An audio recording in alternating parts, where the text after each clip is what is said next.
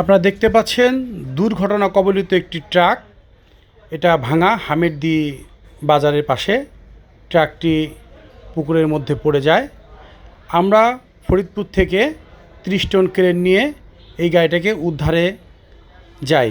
গিয়ে দেখা যাচ্ছে ট্রাকটা যেভাবে রয়েছে আর তারগুলো অনেক নিচু, নিচ দিয়ে আনা সম্ভব নয়। পরবর্তীতে আমরা এই ট্রাকটিকে ঝুলিয়ে আস্তে আস্তে কাছে আনি এবং তারের উপর দিয়ে, বিদ্যুতের লাইনের উপর দিয়ে আমরা এই ট্রাকটিকে নিয়ে আসি। আপনারা দেখতে পাচ্ছেন ভিডিওতে, গাছের মগডালের উপর দিয়ে, বিদ্যুতের তারের উপর দিয়ে এই ট্রাকটিকে আলতোভাবে আস্তে আস্তে রাস্তার উপরে নিয়ে আসা হয়। আমরা এই সকল কাজ করে থাকি। যদি কারো কখনো কোনো গাড়ি ভাড়া প্রয়োজন হয়, আমরা থাকি ফরিদপুর বাইপাস। এখান থেকে আপনি গাড়ি এসে নিয়ে যেতে পারবেন।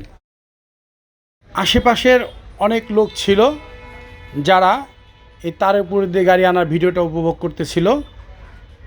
আপনারাও দেখেন।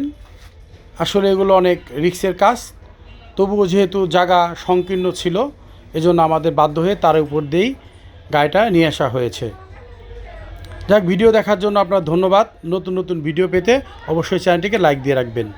সুন্দরভাবে কাজটি সম্পন্ন করার জন্য অপারেটর শাহেদকে ধন্যবাদ।